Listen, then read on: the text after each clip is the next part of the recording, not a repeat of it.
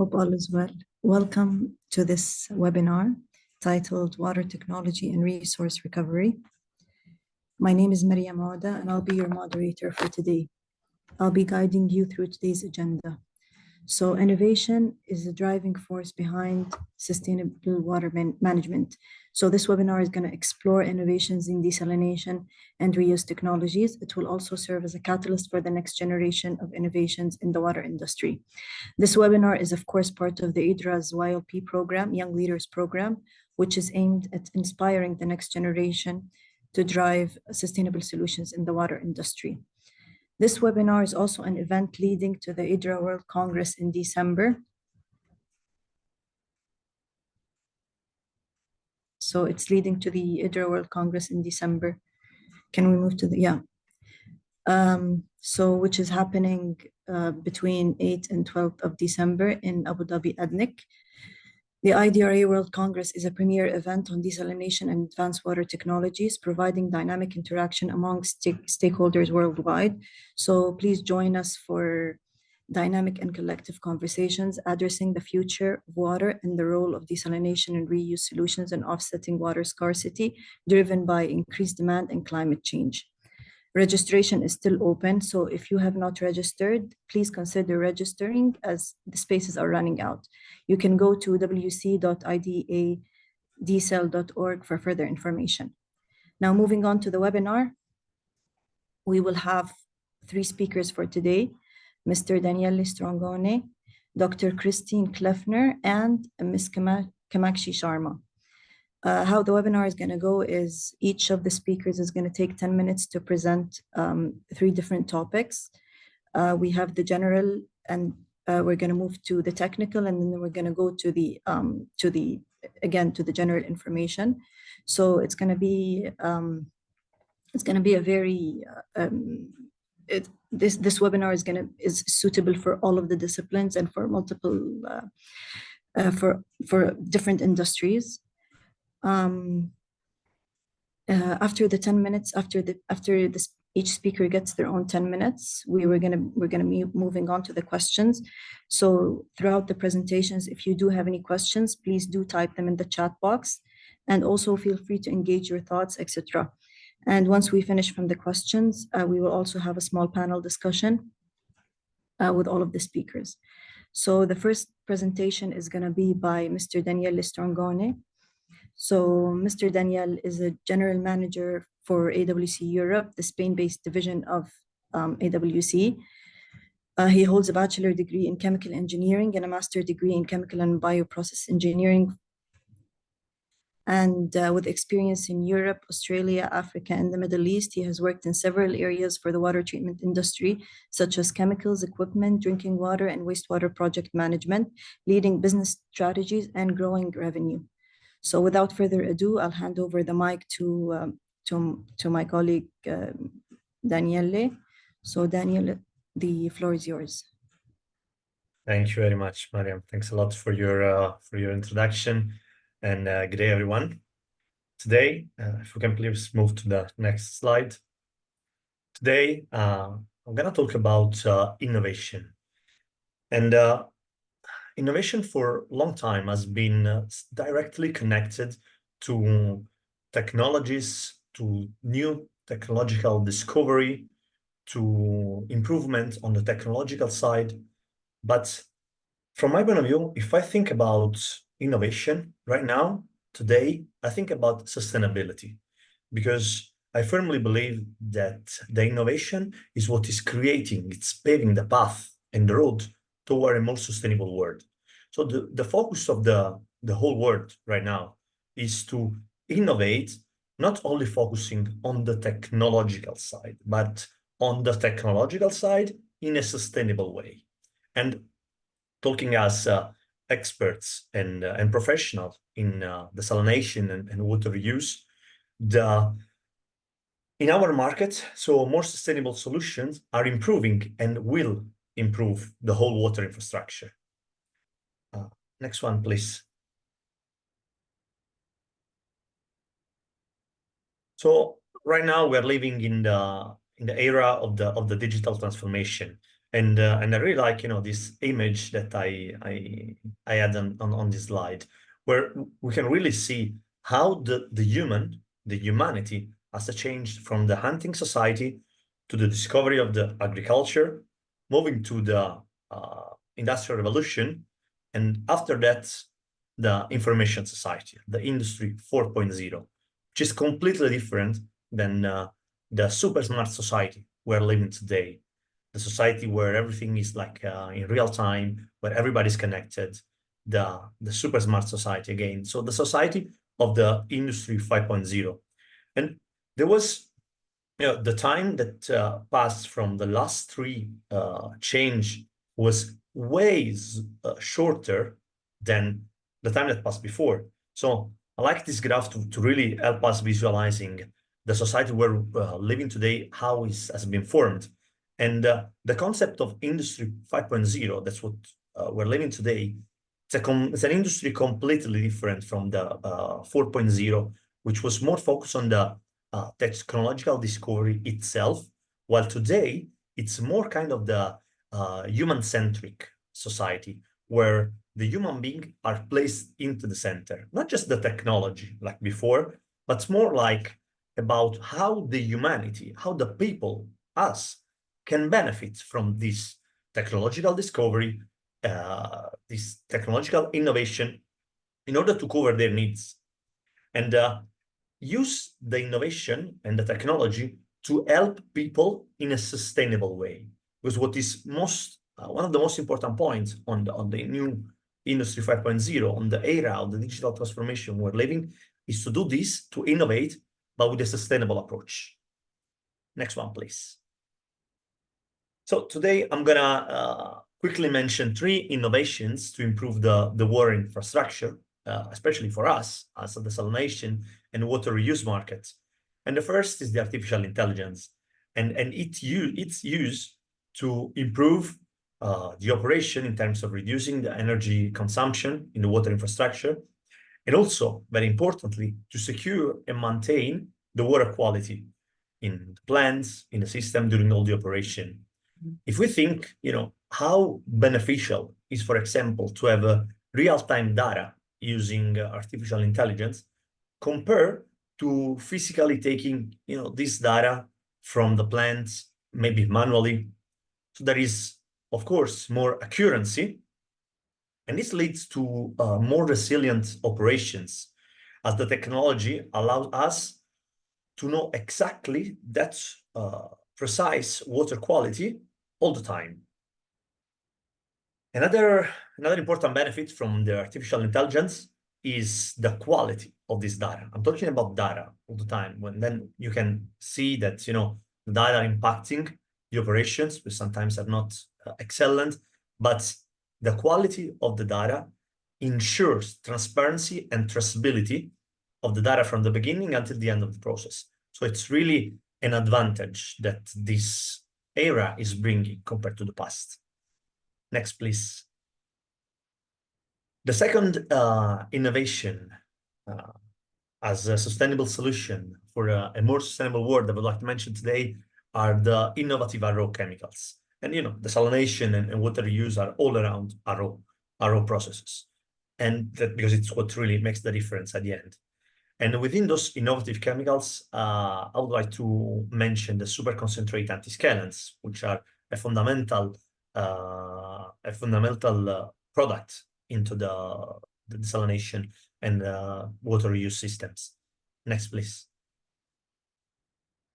So those innovative aerochemicals, the super concentrates, antiscalants, improve the efficiency of the operation, reduce energy consumption, and reduce the overall operational costs, because at the end, we want to be sustainable. We need to be sustainable, but we need to be sustainable also in a financial way. So these kind of innovative products are covering all these points, because if you think about a product that is stronger, it's more concentrate, you will need to use less, so you will need to dose less, so you will need to use less volume at the end of the year for your operation. So less volume means a reduction on the logistic, because you are going to ship less product internationally, locally, and you're going to store less and there is a carbon footprint reduction that's related to that. So then if you need a smaller volume, you can also think about using smaller package, and it has a positive impact on the plane's operator for an easy handling. And very importantly, financially, longer life for the membranes, because you will need a stronger product, a more concentrated product, will help reducing the CIPs along the year. And as we know, high pH, low pH cleanings have an impact on the lifespan of the membrane, and lower energy consumption as well, because a stronger product, a stronger antiscalant will inhibit better the scale formation along the membranes, and this will imply will avoid the needs of pushing more energy towards the membrane to produce the same permeate. Next one. And the third that I'm gonna quickly mention is the brine valorization. In the desalination plants, we always talk about brine. It's very popular, common topic, especially over the last few years. But I'm just gonna quickly mention 3 ways of how we can valorize this brine, and then my colleague Christine is gonna take over for a more specific presentation about this topic. Next one, please. The first way of how to use this brine to valorize it's inside the desalination plant itself. And this can be used for free. An example is using it for pretreatment cleaning systems, for filters and membranes, as well as taking the opportunity to recover the brine residual energy using energy recovery devices. And another option could be to produce energy from it with forward osmosis, for example. And of course, brine mining. These 2 words that we are hearing a lot about, over the last few years at conferences and scientific presentations. Next, please. The second potential use to valorize the brine is outside the desalination plants, and one of the options is to use it at industrial level to produce salts and chemical products with a financial value. So you valorize the brine from a financial point of view. It can be also used in irrigation, so in agriculture and green fields, as well as aquaculture. So there are options inside and outside the desalination plant. But next one, please. Last but not least, we also are talking about innovate in a sustainable way. There are some emerging technologies that need to be mentioned, and those are all those technologies that are still at an R&D stage, or they've passed the R&D stage, but they're not yet on a pilot stage, and can be the forward osmosis, the membrane distillation, and the pervaporation. Say that, I would like to thank you all for your attention, and I give back the word to my colleague Mario. Thank you. Thanks a lot, Danny, for the very exciting talk. So he gave us some insights on AI and brine valorization, as well as sustainable chemicals. As young leaders, there's a huge shift in the mindset from our generation compared to the previous generation, because now we're not only thinking about efficiency and cost and economics, we also have to do the design with sustainability in mind, with environmental impacts in mind, et cetera, et cetera. So thanks a lot for the introduction, Danny. And we're gonna move on now to a more technical talk on resource recovery by Dr. Christine Kleffner. Her talk is going to be specifically on applied research for efficient technology transfer. So Dr. Kleffner is a process engineer and a senior researcher at the Cologne Membrane Lab of the University of Applied Sciences in Germany. Her R&D is focused on the industrial application of innovative membrane processes to increase the energy and resource efficiency in the context of transformation towards a sustainable circular economy. She specializes in ultra-high pressure membrane processes for energy-efficient resource recovery from hypersaline brines occurring in production processes or as industrial wastewater. Dr. Christine also holds several several lectureships in the field of process engineering, thermal processes, and technical thermodynamics. So without further ado, Dr. Christine, you can go ahead with your talk. Thank you, Mariam, for your kind introduction. Okay, before it becomes a little bit more technical, I would like to briefly discuss the role of applied research and its key characteristics in driving innovation. The guiding framework here is, of course, the necessity of sustainable development and the associated industrial transformation, which, as we all know, is already time critical. This framework defines the topics we focus on in our research, such as resource recycling and reuse, circular economy, resource and energy efficiency, and also unconventional raw materials and energy sources. The applied approach then dedicates how we explore these topics and ensure that our work facilitates efficient technology transfer. In this regard, applied science must be needs-based and strongly application-oriented. And our solutions should be practical and pragmatic, and yet also have significant potential for transferability. We can only find such ideas through interdisciplinary and international collaboration. And to practice this kind of R&D, a diverse network is essential. Particularly important is the intensive collaboration with various industrial stakeholders. Only through these insights, we can identify needs and the right future directions for our research. Lastly, I would like to highlight the important element of education. It's extremely important to involve young engineers early on to raise awareness and sustainability issues, and also to connect them with industry as early as possible. Additionally, this, of course, also adds value to our research. Next slide, please. Thank you. Okay, now I would like to address the topic I will delve into today, which is resource recovery. In this context, I'm working on sustainable technical solutions for brine valorization and water reuse. And we are applying innovative membrane-based desalination technologies to ensure and enhance resource availability. Our focus is on developing new process concepts, predominantly for the treatment of industrial saline wastewater. Given that these wastewaters often contain very high salt loads, the main challenge lies here in developing concepts that offer sufficient energy and water efficiency and can be implemented in an economically and ecologically sensible manner at the same time. It is crucial to provide technical solutions that are readily available, and therefore we start at a very high technology readiness level. And to achieve this, our approach also involves the innovative application of available technologies. We then identify the performance limits and define the KPIs and try to find optimization approaches for their application-specific development. And in the next step, we experimentally demonstrate the process on a relevant scale in close collaboration with industry. In the next minutes, I will give you 3 relevant case studies, and I will illustrate the necessity and the potential of innovative desalination technologies for sustainable resource recovery from brines and waste brines. I will highlight both the opportunities and the challenges associated with their industrial implementation.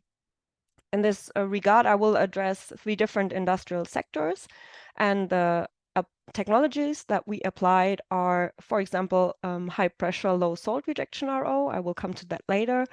High pressure RO and NF, all operated at 120 bar, and forward osmosis. Okay. Yes, thank you. Perfect. Let's start with an example where we aim to recycle salt and water from waste brines and plastics production. This process also involves the chlorine-alkali electrolysis, which produces the chlorine needed. In the ReSalt project, we focused on sodium chloride containing wastewater from plastics production, which already contains about 7% of salt, which is approximately the same concentration as the concentrate from conventional reverse osmosis. Our goal here was to concentrate it further so that it is not discharged as a waste into water bodies, but rather reused for the electrolysis. The challenge here lies in remaining energy efficient despite the high concentrations, meaning we need to avoid thermal processes as much as possible. To address this, we extended the pressure-driven reverse osmosis to 120 bar instead of 83 bar, which is the conventional limit, and achieved concentrations up to 115 grams per liter, which is shown in the diagram. By using only available components, such as membrane elements and energy recovery devices, it is possible to recover 40% of the water directly and reduce the energy demand for concentration by 30% compared to using thermal processes alone. The results indicate that there's still potential for further development, particularly in improving the membrane elements for high operating pressures, but they also demonstrated the significant value of expanding pressure-driven processes. Next slide, please. Exactly this is what we investigated in the subsequent recovery project. Since energy recovery devices and all other components are available for an operating pressure of 120 bar, we maintained this maximum operating pressure, but we reduced the osmotic pressure difference across the membrane by specifically lowering the salt retention of the membrane to further concentrate the salts. With the so-called high-pressure, low-salt rejection reverse osmosis, which is a very long name, we managed to achieve further concentration up to 170 grams per liter of sodium chloride, shown also in the diagram. And the membrane retention is designed so that the permeate does not have too high salt concentrations and can be fed back into the high-pressure reverse osmosis process. The membrane elements we used are available, but currently specified only up to operating pressures of 83 bar. But we are in constant contact with membrane element manufacturers to address this. In this project, we demonstrated that this process combination can achieve a significant increase in energy and resource efficiency with high potential for rapid industrial implementation. Next slide, please. In the same project, we also investigated the recovery of salts from wastewater in potash mining. The biggest challenge here is that the salt mixtures consist of mono and divalent ions with extremely high and also variable concentrations. The osmotic pressures can reach up to 500 bar, and we were looking for membrane technologies that would enable the separation of ions and concentrations of salts in an energy efficient manner. A clever combination of forward osmosis for concentration and high pressure nanofiltration for ion separation proved to be successful in this case. It is shown on the slide. We initially used the wastewater as the draw solution and fed it diluted into nanofiltration, which operates also at 120 bar. The separated streams are then concentrated via forward osmosis to achieve the desired salt concentrations. By applying available membrane elements only under completely new conditions, we achieved both the separation of the salts and the concentration up to saturation. The hurdle for industrial implementation remains here also with the membrane elements, which are currently only available for operating pressures up to 83 bar. Next slide, please. A third example. As a third example, I would like to discuss the LIGI-RECO project, in which we consider natural brines from lithium production and also brines from lithium recycling. Here we address the main problem that conventional methods for treating these brines are highly water intensive and environmentally disruptive, and they also endanger local water supplies. When we look at the properties and composition of those brines, a clear similarity to brines from the mining industry becomes evident, which also determines the challenges here. These are highly osmotic solutions of salt mixtures that need to be separated and concentrated in an energy efficient manner. We were able to transfer the new processes and the process concepts we developed previously applied to this issue. And we successfully applied the process combination of forward osmosis and high pressure NF mentioned earlier, the use of high pressure reverse osmosis and high pressure low salt rejection RO is also beneficial in this context. For example, we were able to concentrate lithium chloride up to 10 weight%. Additionally, also membrane distillation, as mentioned previously, proves to be a potentially suitable method for further concentration. Next slide, please. In conclusion, I would like to emphasize once again that technology and knowledge transfer is, of course, essential for driving innovation, enabling timely technological advancements. And applied research is also crucial and has a crucial role in this process, serving as a bridge between fundamental research and industrial application, and thereby accelerating both in a way. To identify the relevant needs, but also resources, challenges, opportunities. Nothing is more important than open communication, a continuous exchange, and intensive and synergistic collaboration between all stakeholders. This is what propels the development of targeted and sustainable innovations. And I would like to say that emerging professionals and young leaders are, of course, a key component in this effort. And I believe that also IDRA and the YLP provide an excellent platform for this. And in this context, I would like to highlight once more the networking and knowledge expansion opportunities provided by our mentorship program, the webinars, and the upcoming World Congress. And we will hear more about these opportunities from the next speaker. Thank you very much for your attention. Thanks a lot, Christine, for the very nice presentation. So you talked about how important it is to have applied research as a bridge between fundamental research and the industry. So especially young researchers, they always have to keep in mind when they're doing research or design, it's not only important to do the research from a fundamental perspective, which people usually get carried away doing that, but it's also important, just as important, or if not even more important, to have the specific application in mind and do the research based on the needs. Thank you very much for the very nice talk. And next we will move on to our next speaker, which will be talking about the role of young leaders paving the way for water innovation. Ms. Kamakshi Sharma is the Director of Market and Strategy at Aquatech, which is and the leader in sustainable water and process technology solutions for industry and infrastructure. In this role, she leads the company's global marketing and communications initiatives and is focused on market and business strategy development.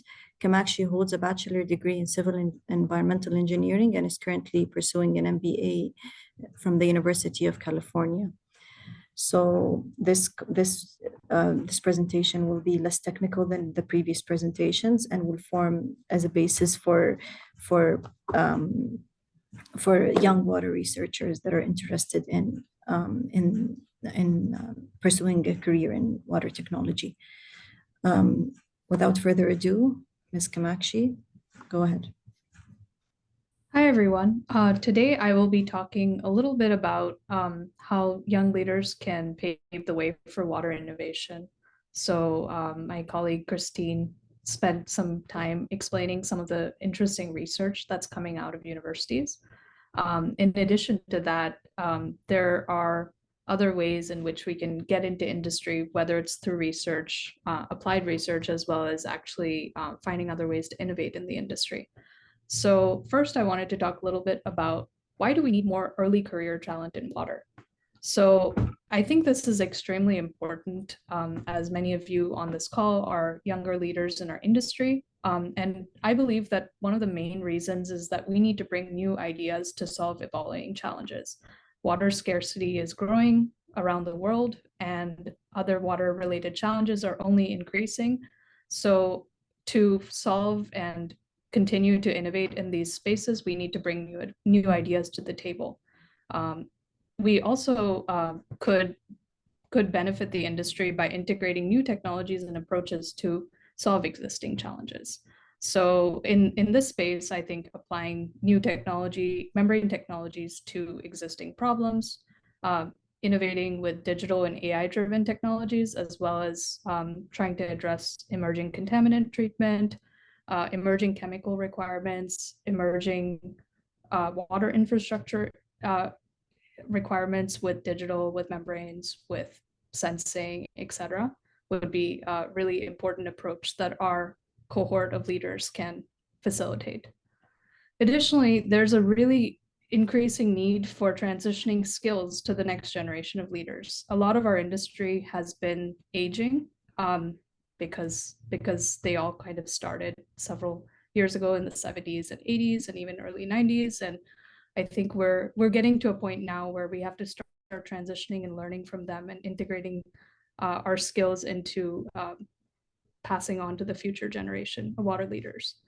Additionally, we can add more diversity to the workforce. I think that's an exciting transformation our industry is seeing, and we can keep seeing that growing. And we can help build the resilience and stability of our industry to continuously solve water challenges. Now with new technologies, we can also increase the collaboration across geographies and cultures. IDRA is doing a great job of this, as are many other organizations, but now through Zoom and Teams and emails and Slacks and all of the other things, our collaboration across geographies is only increasing, and we're learning a lot more from each other than we ever were before, when everything was static and we only met every so often in our own geographies. So all of these new trends that are happening outside of our industry, early career talent can really help integrate that into our industry as well.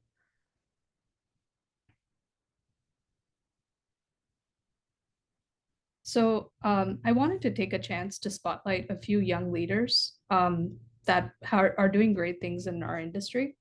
So I wanted to bring to attention 3 young leaders I have the pleasure of knowing. So one is Dr. Giancarlo Barassi. He's the technical director of AWC Water Chemicals, and he started his career in the water industry after a BS and a PhD in chemistry, and kind of started through and worked in sales for Fedco pumps as well as Aquatech, and built a real expertise in desalination, and onwards to water management through his work in AWC and chemicals. What's exciting about Giancarlo is, he started his career in water, and he's been there for more than, I think, almost 2 decades now, but has been really engaged with IDRA and was our previous co-chair, and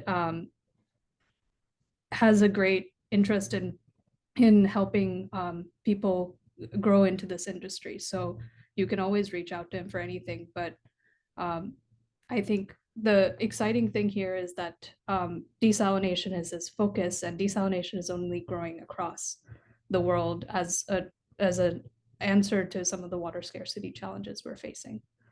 Now I'd like to move on to Dr. Antonella De Luca. She is the head of Competence Center Environmental Solutions at OMIA, and she has a BS, MS, and a PhD in chemical engineering.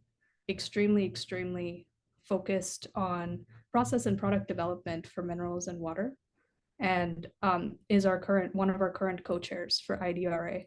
Antonella has also been building her career in the water industry for the past several years, and she's another example of an exemplary young leader who's growing in our industry.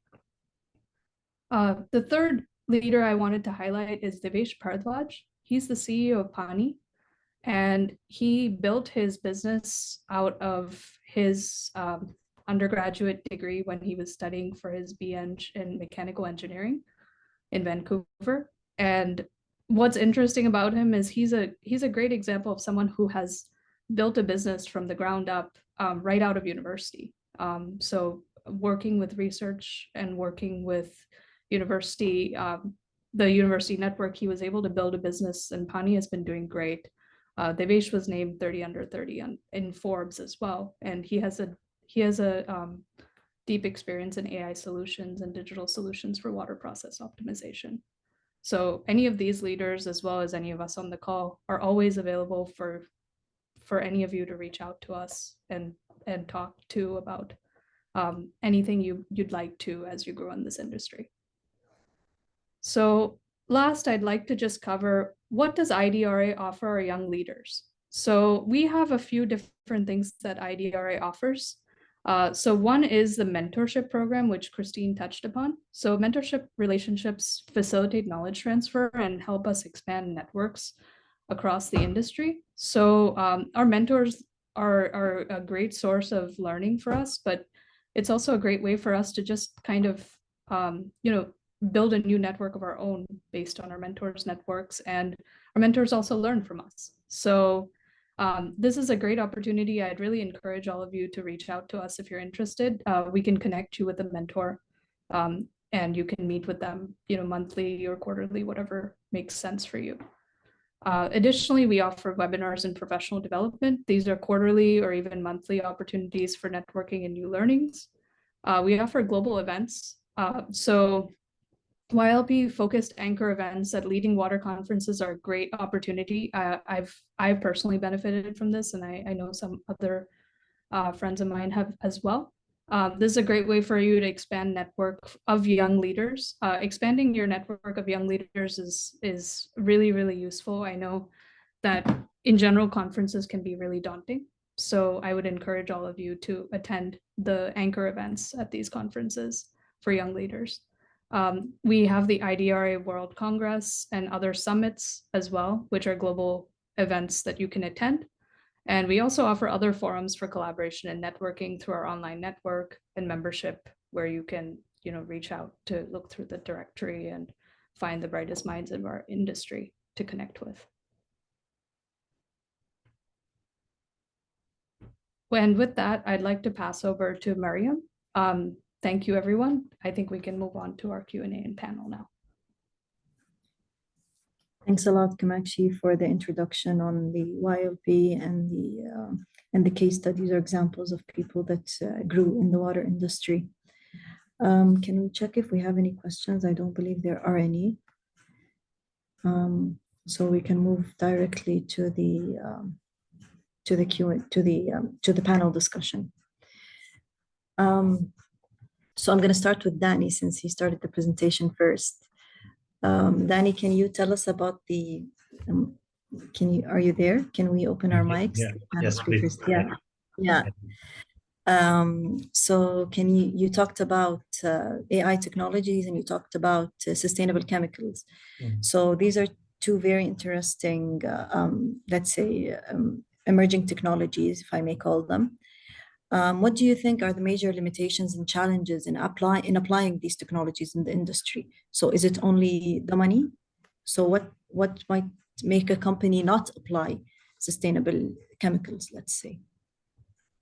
Thanks, Mariam. So let me split this question in two. So let me, if I need to focus first a little bit on the challenge and limitation of the artificial intelligence in our desalination and water reuse market, I think one of the key limitation and issues at this moment in time, it's about data. I mentioned this during the presentation, and one of the key factors limiting the development of this innovative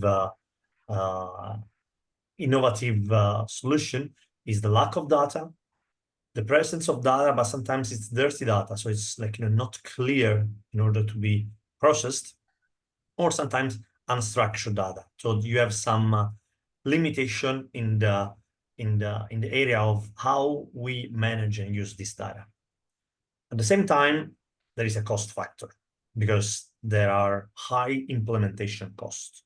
So in order to install and to create the platform, to provide the platform, there is a cost factor, of course, that you need to consider, and it's already there in many plants. Like more and more over the years are start using artificial intelligence, but there is still a good cut of the market, a good slice portion of the market that is still limited on the cost perspective. So there is a financial limitation on the artificial intelligence.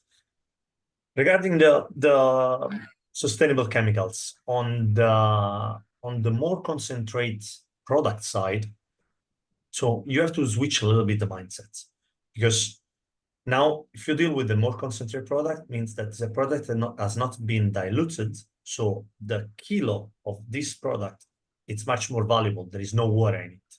Of course, the dollars that is needed to produce that product, it's higher than a basic regular product where it's diluted, so the dollar per kilo value goes down. So we still deal with the world that works on public tenders, government tenders, where you are obliged to stay in specific brackets and parentheses in terms of value associated to a specific product. So here is where the limitation occurs. So if you want to suggest a product that will imply an overall cost reduction, if you look at cost of energy, cost of membranes, total operations, and not just looking at the dollar per kilo, is there where you find the limitation. It's there where there is like the barrier. So we should a little bit change the view and work on a more holistic approach on the whole plant. And then look at which is the overall impact financial of the plant, instead of looking at, oh, this dollars per kilo is much higher, so I cannot compare apple with apple. So the final answer of my message is like change the mindset, not compare apple with apple, but be more holistic, be more on looking at 360 degree. Okay. Thanks a lot for giving us some insights on challenges.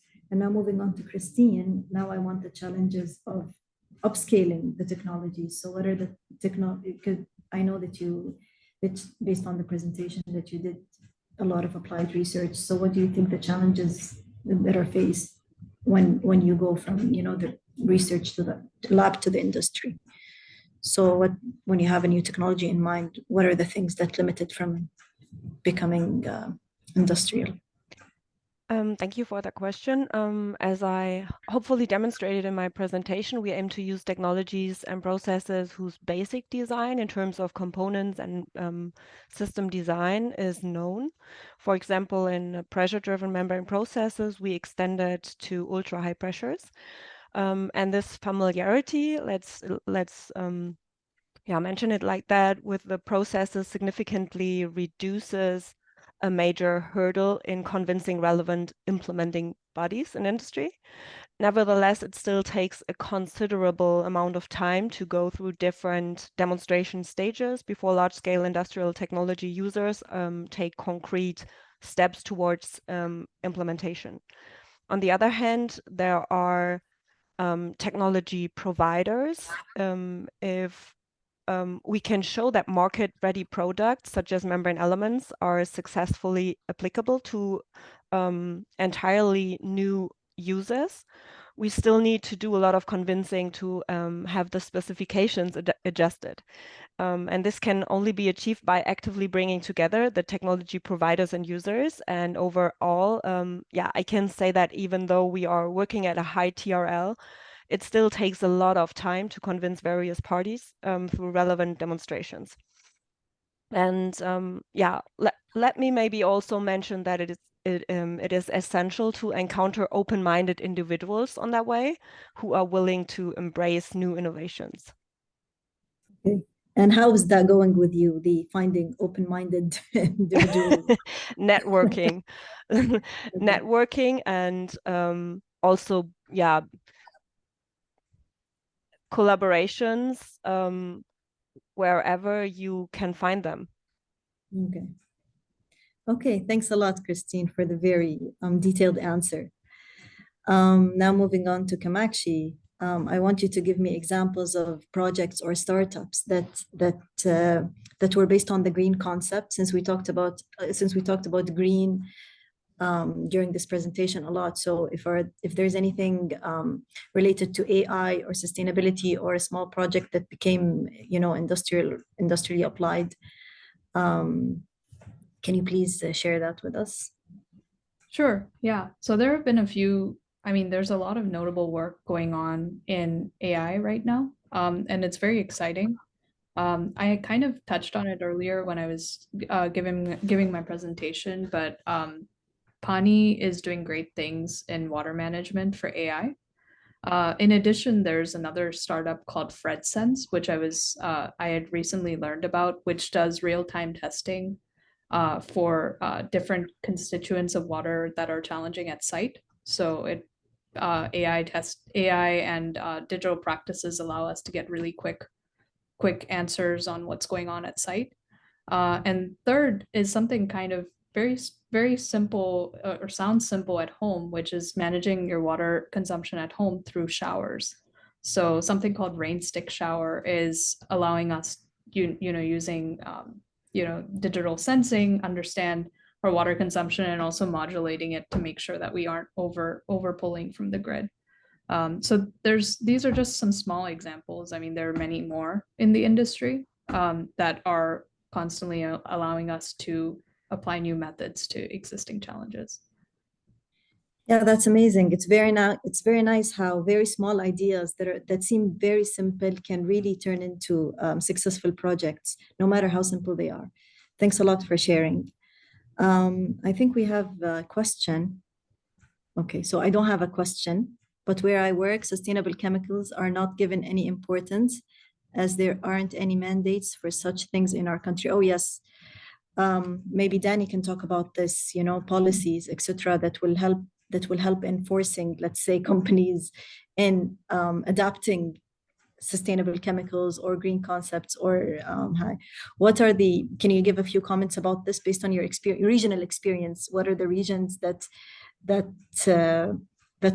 encourage such behaviors, and what are the regions that need to work on themselves?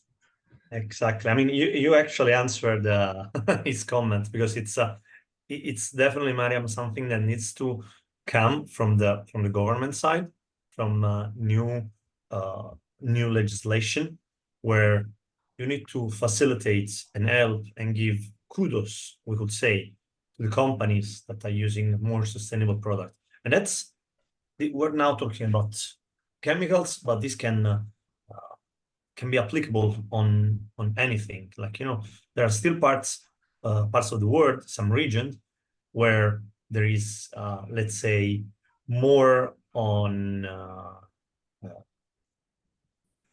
incentives. There are more incentives on using a more sustainable approach, more sustainable products. And if you can prove that there is a benefit on using something that is more sustainable, this is appreciated and pushed. Like, okay, let's do that. There are still some parts of the world where if something is not imposed, if there is not a mandatory law that obliges you to do that, that means we don't need to do that. Why? So it's two things, I would say. One, what you just said, that it's a matter of governmental approach, legislation, something needs to come from above, I would say. And on the other end, there is another approach. That is the individual approach. So if we start all thinking on a more sustainable way, in terms as individual and professional, and working for companies where we can bring our ideas and suggest a more sustainable approach, more sustainable way of doing, modus operandi, I believe that the change will arrive.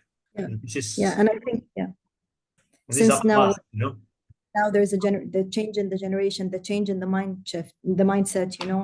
From when we were young, the new generation is taught the 3 R's, the sustainability concept in mind, the green concept. So now maybe more of these people are going to come up, and more of these people will help us, move to sustainability.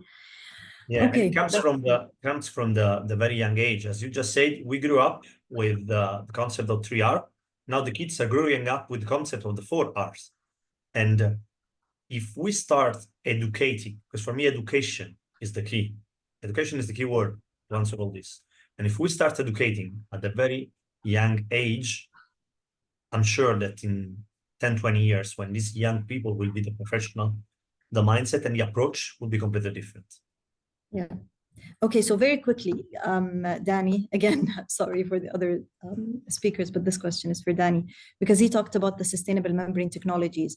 If you can choose one technology, a single technology from all of the ones that you talked about, that you really feel like will have, this is the technology of the future, this will for sure work. Very briefly, choose one and very briefly tell me why do you think so? Look, very quickly. If I have to look, I try to think more on the futuristic approach, on the sustainability side and so on. There are a lot of things going on the membrane side since the last probably decade or a little bit more. Something that is very curious for me on a personal level, and it's interesting, is the development is occurring on the ceramic membranes, because it's something that is not extremely popular right now, and it always had a big limitation factor, that was the cost and also the impact of the production of this, and on a sustainable point of view, on the money point of view. So I see that a lot of things are moving on that side, and if I had to say it's something that is not 100% there right now, but I see as an opportunity later on, maybe I would say that. Great. Okay, moving on to Kamakshi. I need another case study from you, let's say, because now there's so many innovations and we have an upcoming hackathon in the IDRA, et cetera, et cetera. So just to show the significance of these events, do you have any examples of such events that grew up to have some significant impact? Yeah, sure. So I think the biggest one that we know in our industry, at least that I've heard of, is Imagine H2O. And Imagine H2O has been going on for almost 10 years now, maybe a little longer than 10 years. And I think there have been some very interesting startups. I'd encourage all of you to look it up if you're interested to see kind of the different things that have gone in the accelerator for Imagine H2O. But a few notable ones that have come out of Imagine H2O have been, like, for example, Imagine was a startup for data sensing that was acquired by Innovize, and it originally came out of the accelerator for Imagine H2O, as well as OxyMem, which is an MABR technology for wastewater. And that also came out of Imagine H2O, and that was acquired by DuPont a few years ago. So those are they started as smaller ideas, startups, in an accelerator that kind of spurred out of that, and eventually became big companies of their own that even got acquired and got exits.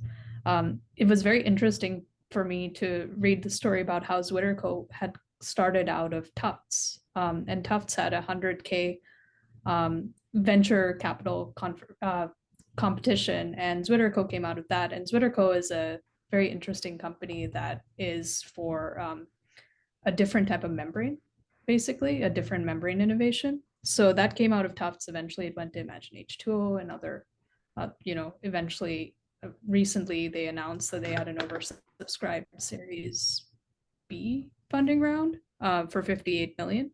So these are all small ideas that are coming out of incubators, venture capital competitions, accelerators, and that sort of thing. Last thing I want to highlight is the MIT Water Innovation Prize, which I think is a famous one too. There's a desalination technology I read about called Harmony, which came out of that, which is a batch RO process. And I think that's also founded by a few young leaders, as was Zwitterco. So it's very interesting to see how these things are born, but I really encourage everyone to keep following these different platforms. Very nice. Very nice. I didn't know that those companies came up like that, That's very nice. Okay, great. Thank you so much. We have a few questions and we have 5 minutes. So if we can answer quickly those questions and maybe we can conclude. So maybe Christine, can you please brief some applications of reject brine in aquaculture and agriculture? I think this question is addressed to Danny. Really? Okay. Danny.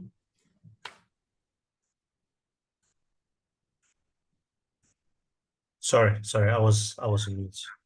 Sure. Some application rejected by agriculture. Yeah, there are some fields that can accept the level of brine that is not extremely salty. So the reject of seawater desalination plants with not an extremely high recovery is essentially a salty water that can still be used for irrigation, especially on green fields. And aquaculture, there are some specific factory, like fishing factory, where the salt contained in the brine is pretty similar to the sea when once diluted in those pools, is not too far away from the conditions that the fish the fish environment will be in nature. So fishing farms for aquaculture and some small algae and plants. And agriculture is more related to the irrigation and grass production, if you want to call this way. Okay, thanks a lot. Last question is the best technology for lithium recovery from brine. And also they want to know about the membrane development side for lithium recovery. Anyone has any background on this? I think Christine, Christine, I think is the most suitable person to answer the technical aspects.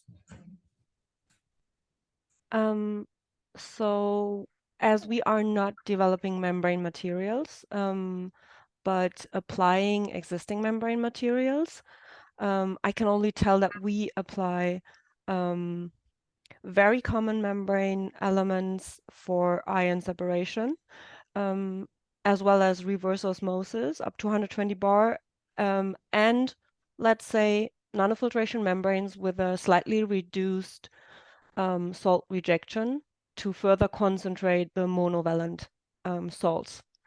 So this is how we achieved to concentrate, for example, lithium chloride up to 10 weight%, which is already quite high. It has around 160 bar osmotic pressure. Exactly. I don't think that I would like to answer what is the best technology for the future. Very controversial. Yeah, absolutely. I think it's very important to find a perfect concept of different technologies and also consider the local the local requirements. Okay. Hope that answers the question. Okay, so we're reaching the end. So just final question. I'm gonna skip the other questions. If anyone can answer it, Kamakshi or Danny or Christine, we want some advice to young professionals looking to start their journey in the water industry. I know that there are many people, given myself as an example, as a PhD student that's about to graduate, let's say, and I'm sure there are many like me. So what's your advice to them? You know, how do they get there? How do they break through? And then we will conclude. Anyone? So for my part, I once more want to mention networking. On the one hand, it allows you to get to know and consider all important perspectives. And on the other hand, it helps you become a part of it and have a own voice in the community. So if you can ever find a mentor who accelerates this process, that's ideal.